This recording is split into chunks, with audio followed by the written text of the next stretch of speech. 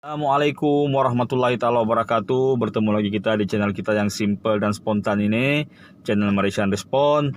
Mudah-mudahan konten dia sentiasa bermanfaat, dan kepada rekan-rekan yang baru menonton video-video yang saya paparkan di channel ini, mohon subscribe kalau betul-betul suka. Kalau mau share, insya Allah saya sangat-sangat galakkan. Oke lah, straight to the point. Topik kita kalau tengok tajuk tadi tentang Sitro ataupun Cyber Trooper. Cyber Trooper ini adalah orang-orang yang biasanya bergerak di dunia maya menyampaikan maklumat-maklumat melalui video-video, konten-konten yang disampaikan. Dan Sitro ini biasanya terbagi dua. Ada Sitro bebas, orang bilang Sitro ikhlas, yang memberikan konten, yang memberikan buah pendapat mereka saja. Orang yang memberikan buah pendapat ini biasanya dia tidak merujuk kepada mana-mana rujukan. Dan biasanya dia mencari fakta daripada sumber-sumber tertentu, dia baca dulu kemudian dia sampaikan, ataupun dari daya ingatan, sesimpel itu. Tapi Sitro yang kedua adalah Sitro yang lebih kepada Sitro yang menerima arahan ataupun Sitro upahan. Nah tuan-tuan, beza antara Sitro upahan dan Sitro yang ikhlas ini biasanya kita boleh tahu daripada isi yang dia sampaikan. Sitro yang ikhlas biasanya dia akan kelihatan tidak menyampaikan pendapat yang dipaksakan ke atas dia. Biasanya ini adalah opinion pribadi. Sedangkan Sitro yang upahan ini biasanya dia punya ruang lingkup itu terbatas, karena dia harus menurut arahan-arahan yang diberikan oleh orang yang mengarahkan atau membackupnya. Okeylah, supaya senang kita akan bagi dua contoh ya, dua contoh Sitro upahan ini. Sitro yang ikhlas kita tidak payah bahaslah kan, sebab diorang tidak mendatangkan masalah.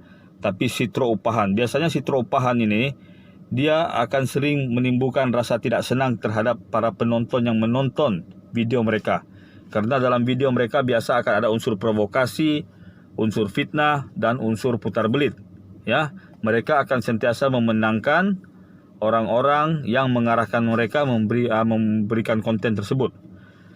Di Malaysia dan Indonesia sekarang ini ada dua orang Sitro yang cukup terkenal, dan biasanya Sitro upahan ini menjadi lebih kuat kalau mereka diupah oleh pihak yang lebih berkuasa ya, pihak yang lebih dominan. Okeylah, kita ambil contoh Indonesia dulu. Dan kalau Indonesia rasanya saya harus tukar sedikit cara bicaranya, cara ngomongnya biar lebih ke Indonesiaan gitu. Okey, di Indonesia seperti yang kita tahu, Sitro dari pihak pemerintah adalah Abu Janda, atau nama yang itu nama di KTP-nya Permadi Arya. Dia lahir di kota Serang, Banten. Dia ini ketua Ormas Banser yang sering dekat dengan grup pemuda Pancasila. Jadi modalnya orang ini, dia mengatakan dia itu mendukung Pancasila dan dia mempertahankan Pancasila itu sebagai ideologi NKRI. NKRI ini Negara Kesatuan Republik Indonesia. Atas alasan ini, maka dia sering muncul di khalayak ataupun membuat video-video, tapi kontennya lebih menjurus kepada kebencian ya. Contohnya, sasaran utama Banser sekarang ini yang dipelopori oleh si Abu Janda ini adalah grup-grup ulama, grup-grup religi seperti grup 212. Mereka ini digelarkan kaldrun oleh si Abu Janda. Kaldrun itu maksudnya kaldai gurun, merujuk kepada serban orang-orang itu, karena orang itu lebih religi. Mereka ini dirujuk sebagai kampret. Kampret itu anak kelelawar, karena kelelawar kan pikirannya cara tidurnya kan terbalik. Nah, dan orang kampret memanggil golongan satu lagi cebong. Cebong itu anak berudu yang di dalam air. Cebong kependekan daripada cerita bohong. Nah, si Abu Janda ini biasanya dia akan menerima arahan yang memprovokasi lalu disampaikan di video-video.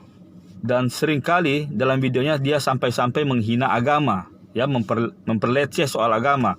Dan dia tidak takut sama sekali. Beberapa kali dilapor Sitro upahan seperti ini kebal ya daripada ditangkap oleh pihak pemerintah. Ya, mereka ini biasanya di backing sama pemerintah. Kalau dalam kasus si Abu Janda, kita tahu sendiri dia dari ormas mana dan parpol mana yang mendukungnya. Parpol itu partai politik ya. Oke.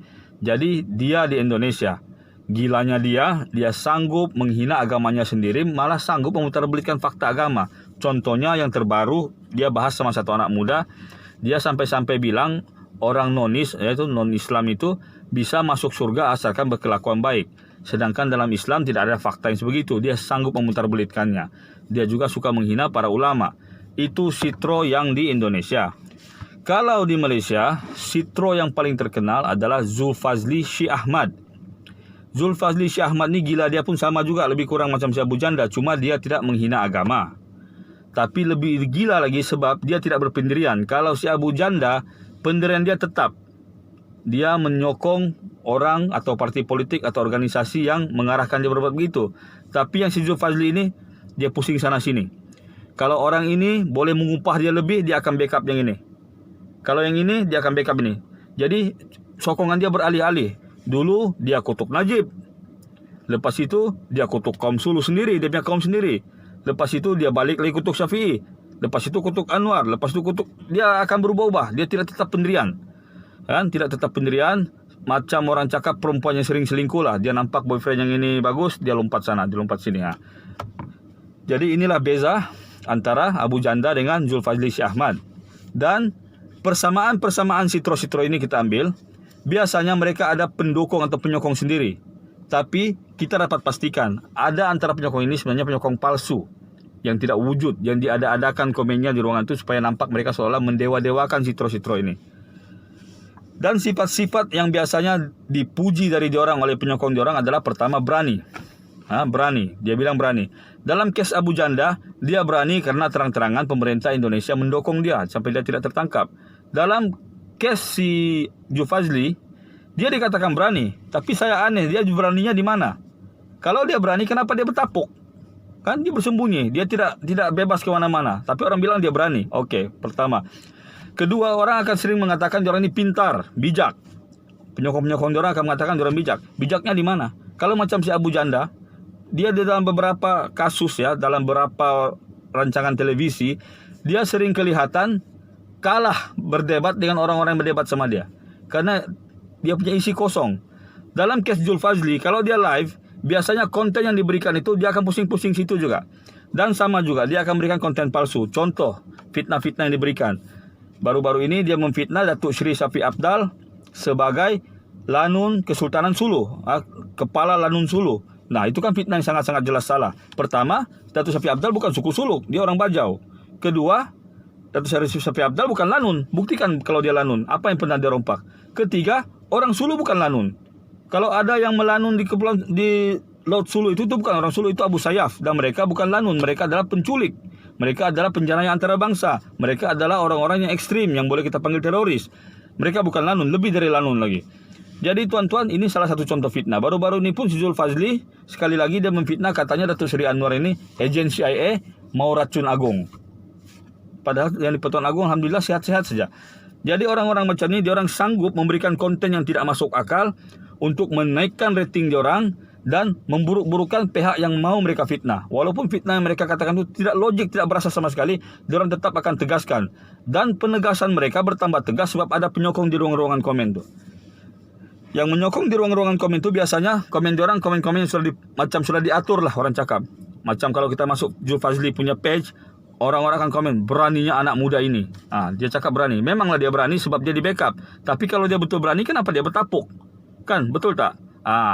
Jadi tuan-tuan, kalau kita menilai secara matang, secara dewasa, konten-konten yang diberikan sitro-sitro ini, maka kita akan dapat tahu sitro mana yang harus dihindari. Ya, tengok boleh, percaya jangan. Tengok boleh, sebab apa menarik juga orang bercakap bohong ni, kan? Kalau orang bercakap bohong ni seronok kita tengok. Wih, bohongnya dia begini-begini. Tapi percaya jangan, ya. Percaya jangan, sebab kita sudah nampak sendiri. Orang macam Abu Janda, macam Zulfazli ini, terang-terangan mereka diupah. Tidak mungkin mereka seberani itu kalau tidak ada pihak di belakang mereka. Kita tidak tuduh siapa yang apa, tapi sudah jelas yang mereka diupah. Karena konten diorang tidak berubah, dia pusing-pusing situ juga. Dia tidak ada pecahan opinion dia. Dia tidak ada pecahan pendapat dia. Tapi dia sampaikan sesuatu yang mendatar, yang menunjukkan benda itu sudah dikehendaki begitu dia punya aturan oleh orang yang berikan itu. Jadi pesanan saya, dengar boleh, percaya jangan, ketawa silakan. Okey boleh Boleh kalau sabahan.